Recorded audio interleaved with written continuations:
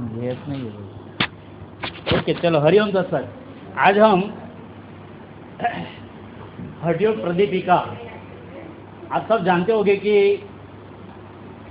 योग में भी थोड़ा आगे बढ़ते हैं तो उसमें हठयोग के बारे में बात की है। अब हठयोग क्या है, पहले तो शब्द का मतलब समझ लेते हैं। हठ, सामान्य शब्द में ऐसा कहा जाएगा भाई कोई छोटा बच्चा हो वो हठ करता है, हठाग्रह भी कहते हैं, जोर जबरदस्ती या जिद करता है, ये मतलब इसमें नहीं निकलता है। ह का मतलब है सूर्य और ठ का मतलब है चंद्र। सूर्य चंद्र का मिलन करने की बात है, उसको योग कहा गया है। तो ह मतलब सूर्य है और ठ मतलब चंद्र, तो सूर्य चंद्र का जो योग है उसको कहते हैं हठयोग। क्लियर? योग शब्द आप सब जानते हैं, जो पुराने साधक तो अच्छी तरह से जानते हैं कि योग शब्द संस्कृत के युज धातु से बना हुआ, और योग का मतलब है जुड़ना, इकट्ठा होना, मिलन करना। गुजराती में कहो तो मेड़ाप करो, भेगा करवो। इंग्लिश में कहा जाए तो उसको बोलते हैं टूगेदर। तो हठयोग का मतलब हमने समझ लिया। अब सूर्य चंद्र किसकी बात बताइए? जो ब्रह्मांड में दिखते हैं वो सूर्य चंद्र की बात की है, तो वो बात नहीं बताई। सूर्य चंद्र का मतलब यहाँ हठयोग में, हठयोग प्रदीपिका के जो ग्रंथ करता है वो है स्वामी स्वात्माराम जी। कई लोग उसको आत्माराम जी कहते हैं। आत्माराम नहीं है, स्वात्माराम है।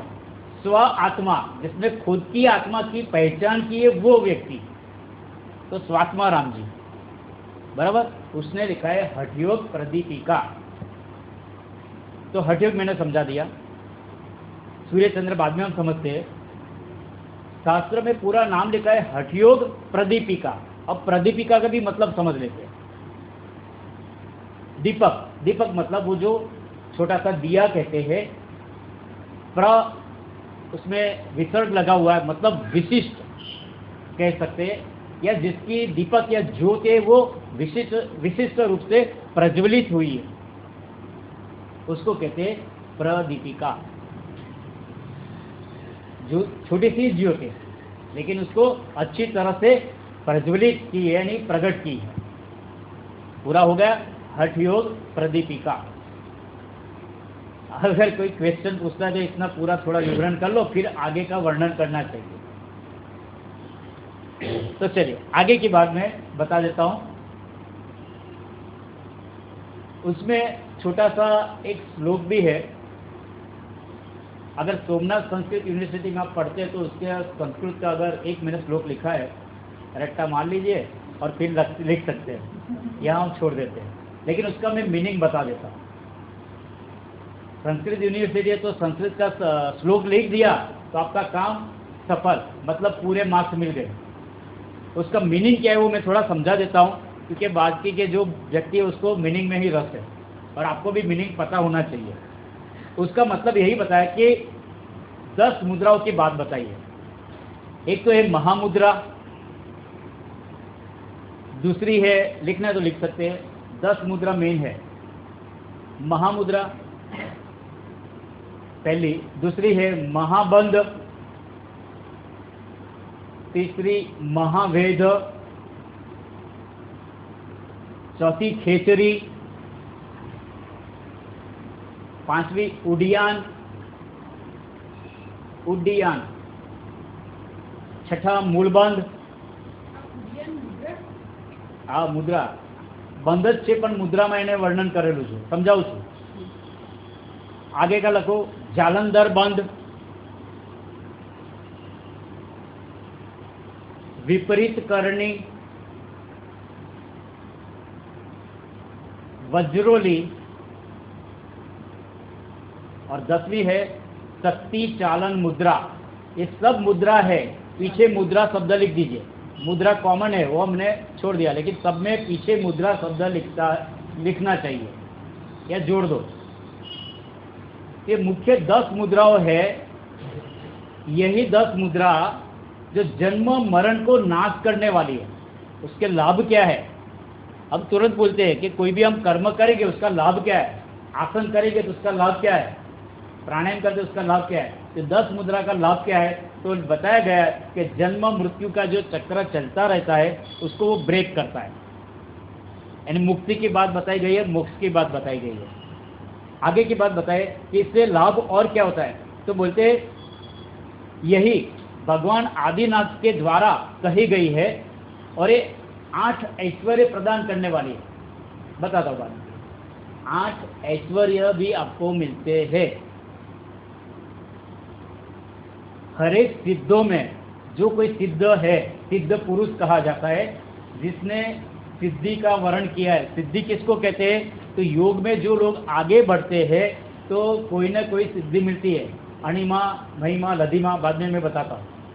तो सिद्धि का वर्णन कहा गया है, तो वो जिसने सिद्धि को प्राप्त किया है, या जो सिद्ध पुरुष है, या जो देव लोग है, इसको भी ये दुर्लभ ऐसी 10 विद्या मैं आपको बता रहा हूँ, ऐसी स्वात्माराम जी ने उल्लेख किया गया है।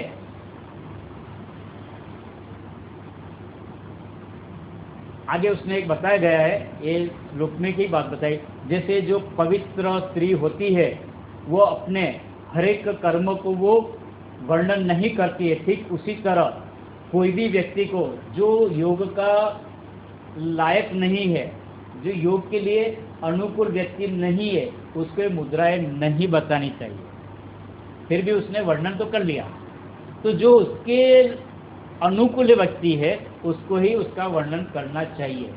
इसलिए आजकल हठयोग प्रदिका में इतने सारे लोग बात नहीं करते, क्योंकि उसने लेखक ने क्लियर कट बताया, जो व्यक्ति उसके लिए अनुकूल नहीं है, क्योंकि वो सिद्धियों को प्रदान करने वाली है।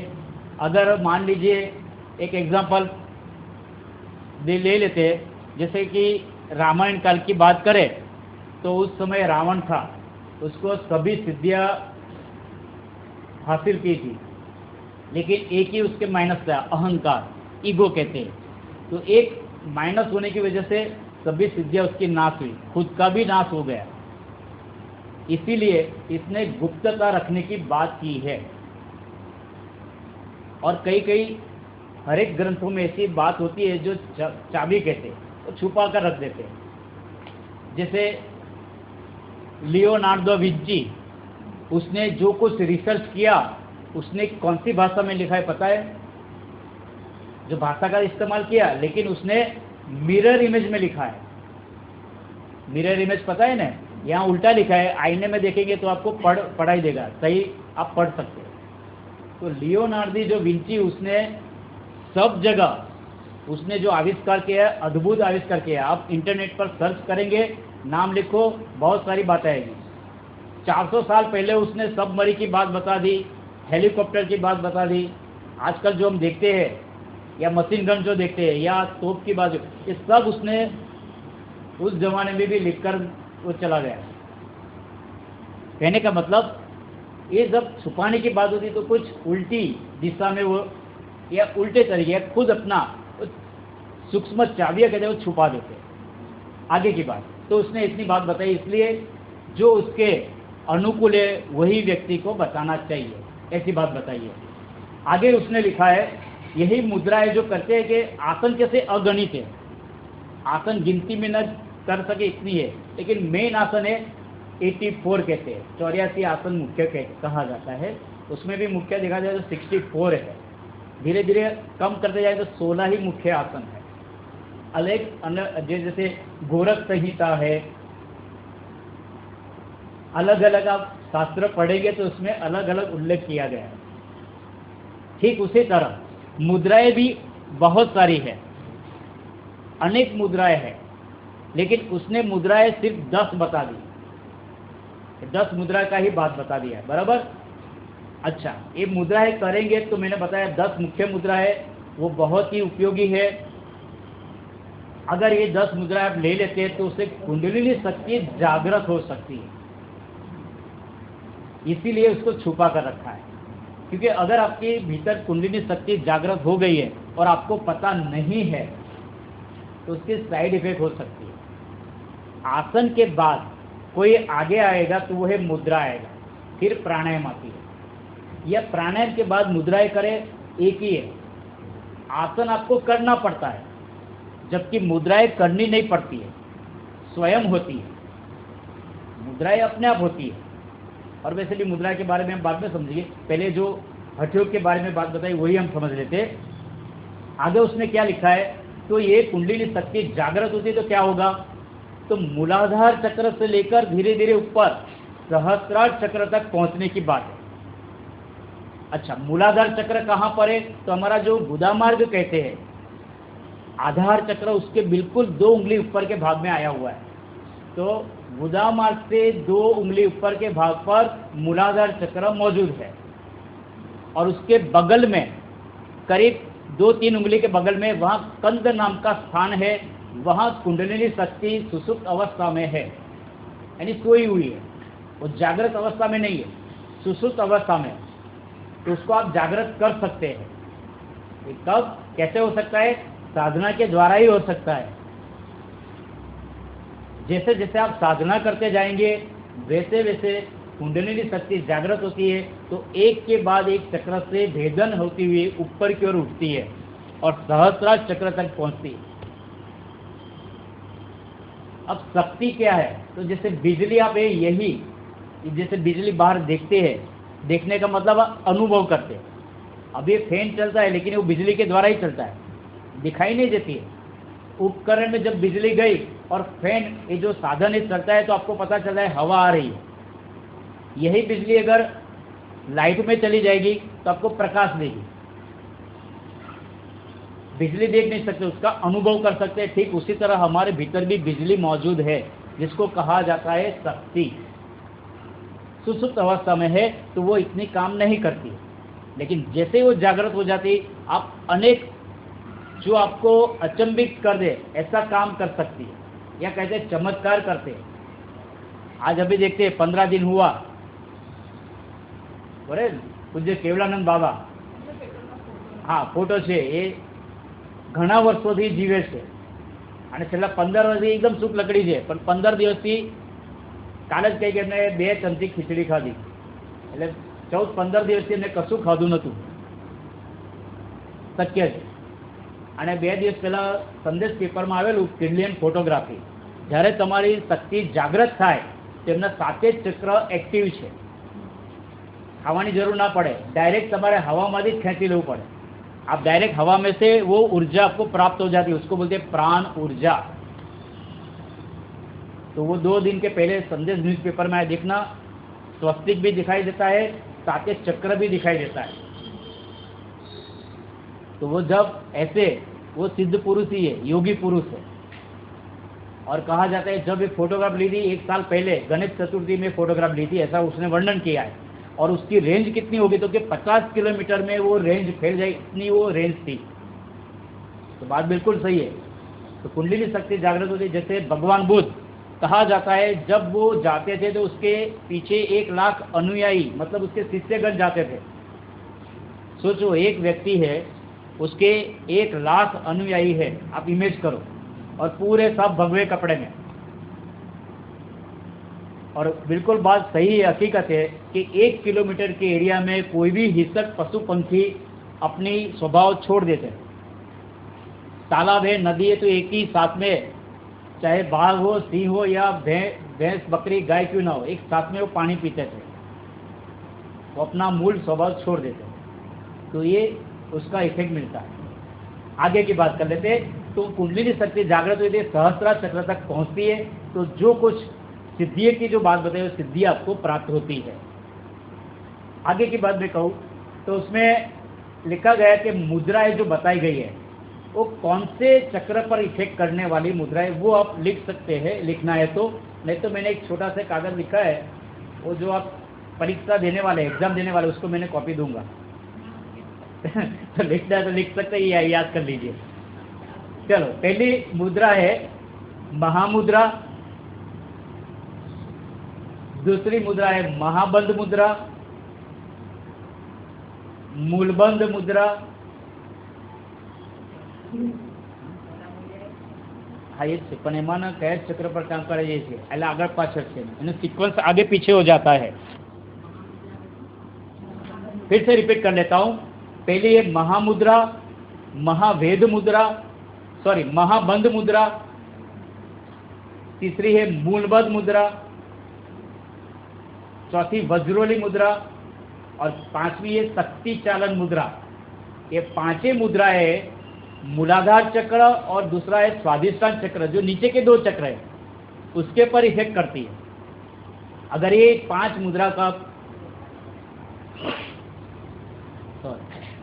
5 मुद्रा का आप अनुभव करेंगे, उसका आप प्रयोग करेंगे तो मूलाधार चक्र और स्वाधिष्ठान चक्र आपका एक्टिव होगा।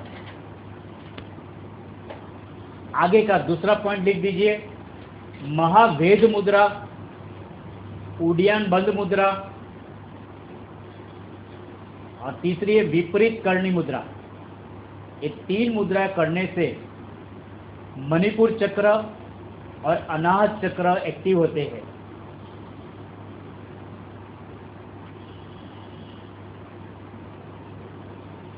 तीसरा पॉइंट लिख दीजिए, खेचरी मुद्रा और जालंधर मुद्रा यानी जालंधर बंद मुद्रा, ये 2 मुद्रा करने से विशुद्ध चक्र और आज्ञा चक्र एक्टिव होते हैं। तो 2 चक्र मैंने ले लिए और बता दिए, ठीक है। तो 6 चक्र यानी आज्ञा चक्र पर आ गए। एक साथ जब हो जाते 6 चक्र एक्टिव हो गए, अपने आप सहस्त्र चक्र धीरे धीरे होता है, क्योंकि ये मूला आज्ञा चक्र है और ये सहस्त्र चक्र है। एरिया बहुत यानी डिस्टेंस बहुत कम है, लेकिन इतना डिस्टेंस पसार करने में अनेक साल भी निकल सकते हैं या अनेक जन्म भी निकल सकते हैं। यहाँ आकर रुक जाते हैं, बहुत सारे साधक यहाँ आकर रुक जाते हैं। ये छोटा सा डिस्टेंस काटने के लिए अनेक जन्म भी लगते हैं या अनेक साल भी निकल जाते हैं। आगे की बात, अब उसका जो फल लिखा है, ये सब मुद्राएं करते हैं तो उसका जो मैंने बताया कि कौन सा फल मिलता है, तो अष्ट सिद्धियाँ प्राप्त होती है। अष्ट सिद्धियाँ कौन सी है वो लिख दीजिए। पहला लिखिए अणिमा और बगल में लिख दीजिए अणिमा, उसका मतलब है अनुरूप स्वरूप शरीर का आप कर सकते हैं और अदृश्य हो सकते हैं। अणु छोटा सा एटम यहाँ दिखाई नहीं देता है, अगर आपका शरीर अणु की तरह बना देंगे तो आप अदृश्य हो सकते हैं। तो पहला है अणिमा, आपका शरीर का स्वरूप आप सूक्ष्म अनुरूप ले सकते हैं। दूसरा महिमा, शरीर का बड़ा विस्तार आप कर सकते हैं। महिमा बढ़ाना, शरीर को बढ़ाना, शरीर मोटू कर सको। आप कई टीवी सीरियल में देखते हैं ना, जब आध्यात्मिक सीरियल आती है तो उसमें देखते हैं कि हनुमान जी ने बड़ा एकदम स्वरूप धारण किया, ये महिमा। और हनुमान चालीसा में भी है, अष्ट सिद्धि 9 निधि के दाता। अष्ट सिद्धि और 9 निधि, ये दाता कौन है? हनुमान जी है। चलिए, तो अष्ट सिद्धि को प्राप्त करना है तो हनुमान जी की भी उपासना कर सकते हैं। तो 2 लिखिए। तीसरा लिखिए गरिमा। गरिमा में है शरीर को आप भारी कर सकते हैं, कोई भी चीज आपको उठा नहीं सकता है। जैसे अंगद ने किया था, जब रावण की सभा में जाते हैं अंगद और अपना पांव जड़ दिया, वो बोला किसी में भी ताकत है तो मेरे पांव को हिलाकर, यहाँ से हिलाकर बताइए मुझे। सब लोग हार गए। लास्ट में रावण आता है और रावण जैसे पांव को पकड़ने जाता है तो उसने हटा दिया, बोला मैं तो एक तुच्छ हूँ, उसका एक सेवक हूँ, मेरे पांव क्यों पकड़ा? पांव पकड़ा है तो राम जी का पकड़ो। तो कहने का मतलब उसने तब गरिमा की सिद्धि का उपयोग किया था अंगद ने। चौथा है लधिमा। लधिमा, शरीर को छोटा बना सकते हैं, अनुरूप नहीं, छोटा बना सकते हैं, स्मॉल रूप में। आपका जो शरीर है उसके आप जितना चाहो इतना छोटा कर सकते हैं। लधिमा। पांचवी है प्राप्ति। प्राप्ति, दुनिया का कोई पदार्थ ऐसा नहीं है कि आप कोई वस्तु चीज ऐसी नहीं है जो आप प्राप्त न कर सके। जो इच्छा आप करेंगे वो चीज आपको प्राप्त हो जाएगी, उसको बोलते हैं पांचवी है प्राप्ति। छठी लिखो प्रकाम्या। प्रकाम्या, प्रकाम्य का अर्थ होता है आप जो इच्छा रखते हैं वो आपको प्राप्त होता है। इसके लिए इच्छा करनी पड़ेगी, आपकी सभी इच्छाएं पूर्ण होती है। प्राप्ति में क्या होता है, आप जो चीज लेना चाहते हैं कि मुझे ये चीज चाहिए, वो चीज आपको मिलेगी। प्राकाम्य में क्या होगा, आपकी इच्छा फलीभूत होती है। सातवां लिखा है ईशिता। ईशिता, ईशिता का मतलब भी हम समझ लेते हैं, कोई औरों पर आप अपना प्रभुत्व जमा सकते हैं। कोई भी साधु संत महात्मा देखो, उसको किसी ने इनविटेशन नहीं दिया है, अपने आप लोग आ जाते हैं, तो अपना प्रभुत्व उसके पर अपने आप वो कर सकते हैं, या ऐसी सिद्धियां प्राप्त किए हो जाएगा। और लास्ट में 8वीं लिखी है वसीता। वसीता का मतलब है अपने स्वाधीन कर सकते हैं, यानी कोई भी पशु पंखी हिंसक क्यों ना हो, वो आपके स्वाधीन हो जाएंगे, आपके बस में हो जाते हैं, उसको कहते हैं वसीता। ठीक है, तो ऐसी 8 अष्ट सिद्धियां मिलती है। कब मिलेगी, जब ये 10 मुद्राएं का अनुभव करेंगे, उसका प्रयोग करेंगे तब। ठीक है, और मैंने एक आगे छोटी सी एक बात बता दी है, वो भी आप समझ लीजिए।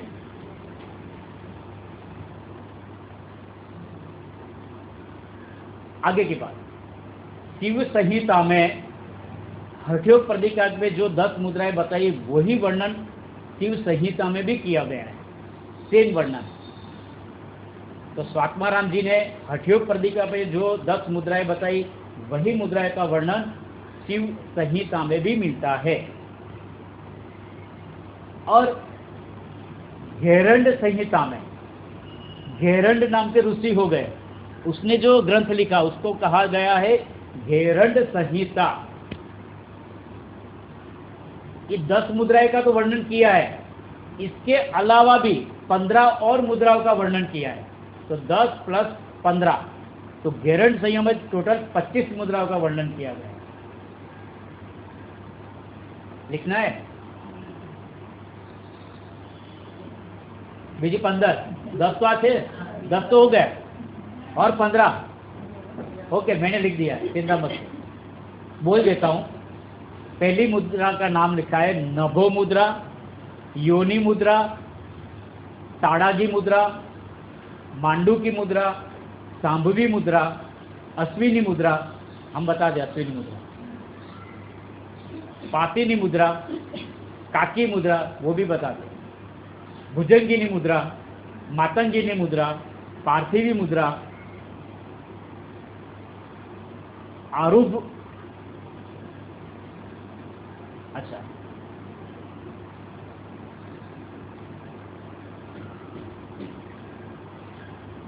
आरुषि मुद्रा, आग्नेयी मुद्रा, पानवीय मुद्रा, और लास्ट में आकाशी मुद्रा। अब कई कई जगह पर उल्लेख कहा गया है, तो उसका मैं बता देता हूँ। खेचरी मुद्रा, पता है ना, मैंने बताई है, पुराने साधक सब जानते हैं। खेचरी मुद्रा में क्या है, तो आपकी जीभ है, जीभ को अंदर की ओर ले जाना है और ऊपर की ओर लगाने की कोशिश करनी है। पहले जीभ को बेंड करना है, बेंड करके पहले तालू में लगाओ, फिर धीरे धीरे धीरे उसको अंदर की ओर ले जाना है और ऊपर लगाना है। आज एक ऋषि है जो ये अभ्यास कर रहे हैं।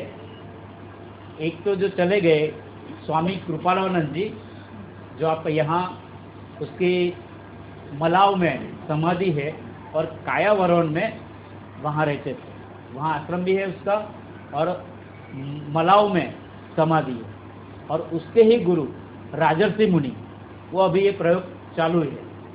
नीचे की जो आप जिप करेंगे तो नीचे का जो भाग जुड़ा हुआ है ये कट हो जाएगा। बहुत सारी बातें, लेकिन ये अपने आप होता है, तो धीरे धीरे करना चाहिए। जब भी आप ध्यान करते हैं उसी समय खेचरी मुद्रा में बैठ सकते हैं। खे मतलब आकाश, चर मतलब चरण करना, यानी विचरण करना, आकाश में विचरण करने की बात है। तो हो सकता है खेचरी मुद्रा आप ज़्यादा करेंगे तो धीरे धीरे आपको ऐसा लगेगा कि आप अवकाश में उड़ रहे हैं। उड़ेंगे नहीं, लेकिन क्या होगा, आपका शरीर धीरे धीरे ऊपर उठ रहा है, ऐसा लगे। ये जो माया जाल से धीरे धीरे आप हट जाएंगे। है, ये जब अवस्था आ जाती है तो अपने आप यहाँ से कहीं भी जाना जा सकते, प्लेन की वीज़ा की जरूरत नहीं पड़ेगी। ओके, तो खेचरी मुद्रा, भूचरी मुद्रा है, अगोचरी मुद्रा भी कहते हैं, चाचरी मुद्रा, उन्मनी मुद्रा, ऐसी भी मुद्राओं का उल्लेख कई कई जगह पर किया गया है। उसमें खेचरी का जो मैंने बता दिया, दरेक शास्त्र में खेचरी का वर्णन किया गया है। और भूचरी का मतलब है शक्ति चालन मुद्रा, अगोचरी का मतलब है योनि मुद्रा, चाचरी का मुद्रा है नभो मुद्रा, और उन्मनी का नजदीक रिश्ते कह सकते हैं सांभवी मुद्रा। सांभवी आपको पता है, समझा है? सांभवी मुद्रा पता है ना? बता देता।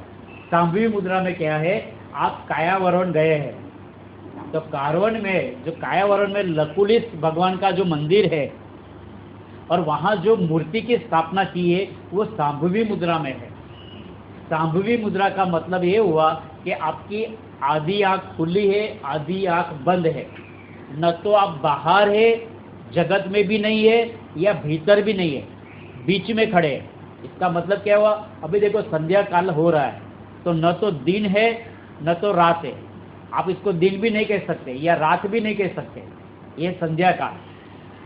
तो आप जागृत अवस्था में भी नहीं है, या तो आप सोए हुए मतलब निंद्रा में भी नहीं है, तो बीच वाली पोजीशन, न तो जागृत अवस्था में है न तो आप निंद्रा अवस्था में है। तो सांभवी मुद्रा कैसे किया जाता है तो देख लीजिए, उसमें आंखें आधी खुली आधी बंद, मुझे ऐसे बताना पड़ेगा तो आपको मेरी आंख दिखाई देगी, आधी आंखें खुली आधी बंद है, तो ऐसे ही बैठना होता है।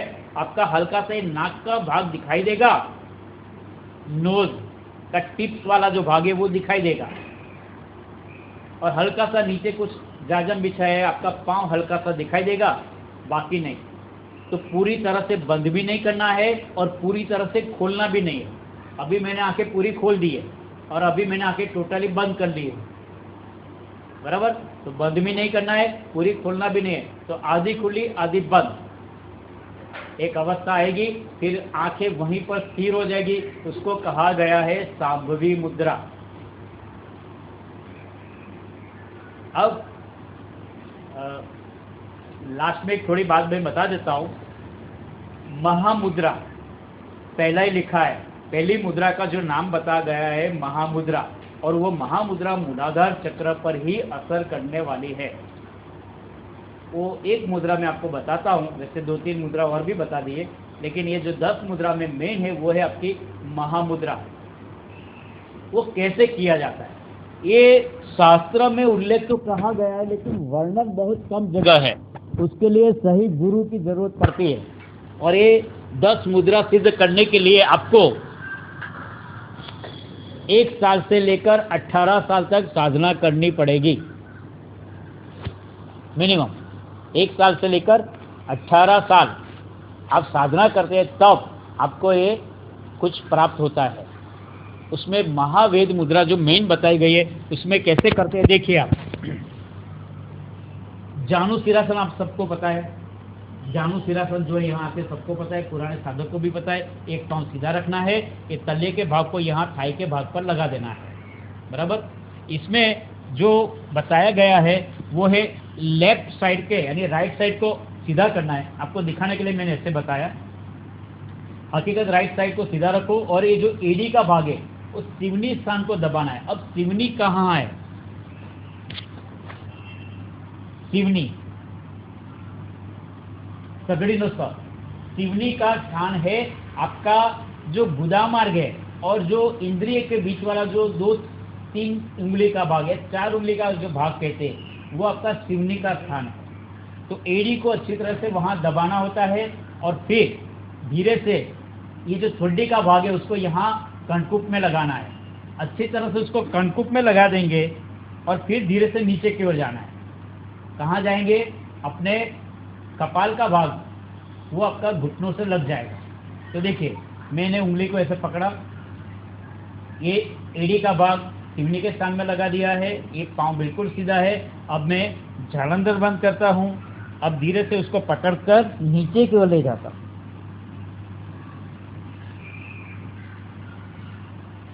यहाँ आपको रुकना है। कितना समय रुकना है, तो वो समय आपके पर डिपेंड है। आसन से भी आगे की बात है। आसन तो आप 1 मिनट 2 मिनट करते उसमें थक जाते हैं। हठयोग में अलग बात बताई गई है। हठयोग में आप कोई भी आसन में धीरे धीरे हठ पूर्वक कर सकते हैं, लेकिन उसके लिए भी अच्छा और सही गुरु होना जरूरी है। अगर मान लीजिए आपको शीर्षासन करना है, उसमें आधे घंटे से लेकर 3 घंटे तक भी रह सकते हैं, लेकिन हम आम आदमी है और ये क्रिया करने जाएंगे तो लेने के देने पड़ सकते हैं। तो ऐसा मत करो। 1 मिनट 2 मिनट या 5 से 10 मिनट कर लिया इनफ है, इससे ज़्यादा नहीं करना चाहिए, क्योंकि हर एक आसन के लिमिटेशन है। अगर आपको कोई तकलीफ है, करने जाएंगे तो उसका नुकसान होगा। ठीक उसी तरह अगर आपको कोई तकलीफ है और आप ये ज़बरदस्ती करने जाएंगे तो नुकसान हो सकती है। तो मुद्राओं में भी कभी भी जोर ज़बरदस्ती नहीं करना है, क्योंकि ये आगे की ही बात है।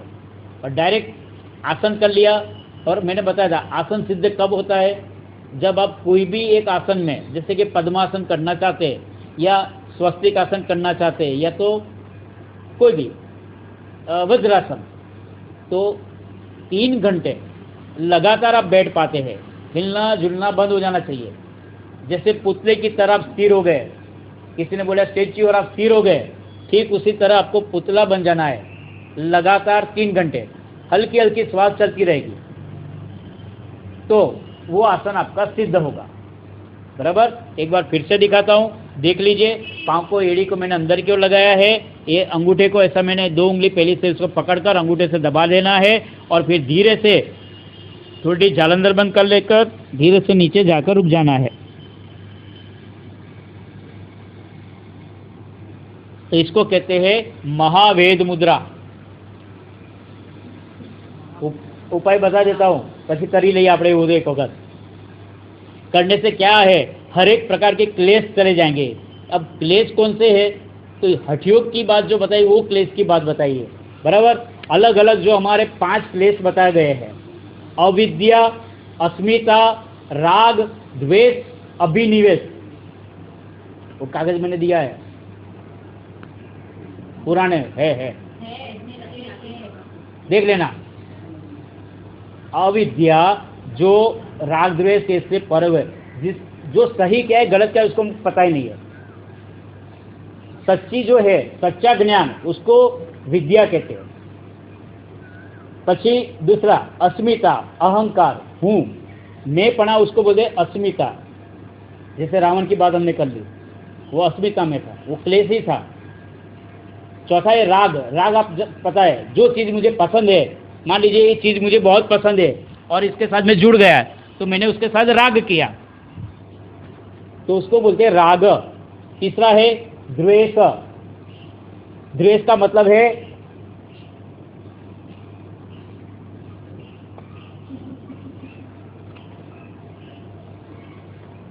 राग। राग का मतलब है ये मुझे बहुत ही पसंद है, इससे मैं छूट नहीं सकता हूँ, राग। फिर द्वेष का मतलब है जो मुझे पसंद नहीं है, मैं उसको तिरस्कार करता हूँ, वो है धिक्कार करता हूँ, वो है द्वेष भाव। और लास्ट में अभिनिवेश। अभिनिवेश का मतलब है मृत्यु का भय, मरण का भय। मृत्यु का भय सबको होता है, चाहे कीट पशु पंखी क्यों ना हो या मनुष्य क्यों ना हो। तो इससे आप अगर छूट गए तो एक क्लेश से छुटकारा मिल गया। तो 5 प्रकार के जो क्लेश बताए गए उससे आपको छुटकारा मिल जाएगा, यही मुद्रा से। आगे बात, पाचन शक्ति प्रज्वलित हो जाती है, डाइजेस्टिंग सिस्टम आपकी बहुत ही बढ़िया हो जाएगी। आगे की बात, हर एक प्रकार का जो खुराक खाते हैं वो अच्छी तरह से पच जाएगा। कॉन्स्टिपेशन, कोष्ठबद्धता कहते हैं, अजीर्ण कहते हैं, वो सब पेट के छोटे मोटे दर्द गायब हो जाएंगे। कुंडलिनी शक्ति आपकी जागृत होती है, मूलाधार चक्र एक्टिव हो जाएगा, तो सुषुम्ना नाड़ी में से प्राण ऊपर की ओर बहना शुरू हो जाएगा। सत्व गुण की वृद्धि होती है। रजस तमस, ये जो दो गुण ही ऐसे त्रिगुण है, हमारा शरीर में भी त्रिगुण है, रज तम और सत्व, राजसिक, तामसिक और सात्विक। तो सात्विक गुण बढ़ेगा, यानी सत्व गुण की वृद्धि होती है। तमोगुण और रजोगुण कम हो जाएंगे तो राग द्वेष से छुटकारा आपको मिल जाएगा। बराबर, इतनी मैंने बात बता दी। इसमें जो मुद्राएं बहुत सारी है, लेकिन इतना ही लिखो और इतना ही आप डिस्क्राइब कर लेंगे, इनफ है। अस्तु, हरिओम तत्सत।